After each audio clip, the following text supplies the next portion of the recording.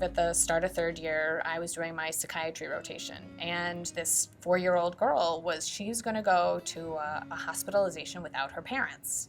I just couldn't let go of that idea because I knew if my 6-year-olds ever had to go to the hospital without me, that they would be devastated. But I started thinking about all those other kids in the hospital who were there without their loved ones. 10,000 children in Massachusetts are in some form of alternate housing.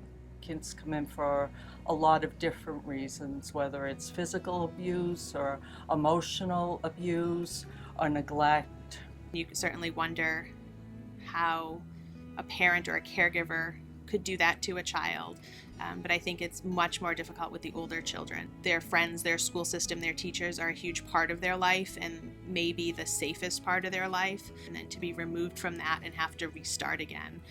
They could be pulled from their home with the clothes on their back. And then they might be in the emergency room, or they might be in the hospital, and then they get placed in foster care. So they don't have things that they can call their own. I started thinking about, well, what tiny thing could we do for kids going into a situation that wasn't their home? I called DCF in Worcester and I said, I have this idea, I want to give backpacks and I think I want to put this and this and this in it. They were really excited and on board with that. We have backpacks for infants right up through 18-year-old kids. Diapers, formula, bottles. Anything that's going to be immediately needed, similar to what a mom would carry in a diaper bag. Soft books and board books go into those so that the foster parents have something to read to the kids. Crayons, markers, stickers to help them with emotional expression. Pajamas, toiletries, toothbrush, simple things. Even all the way up through 18-year-olds, we put a stuffed animal in there, we put a blanket in there. We include novels, equipment that helps them get through school the next day, like notebooks for school, pens and pencils, just stuff so that if they choose not to share with their peers what's going on at the very first, they can get through a day without looking too conspicuous. It's a brand new backpack. They can just say they got a new backpack. Really, the students do all the work, they do all the planning, they do all the fundraising. So Kelly Backpacks carries a pager. We are a 24-hour-a-day, 365 days a year service. This is a way that children in these situations can be given an item that they can call their own, with supplies that are age appropriate for that child. And then I think, why didn't someone think of this before? I think it's an amazing idea. It's something very simple. It's something that can be put together very quickly and something that's so helpful for these children.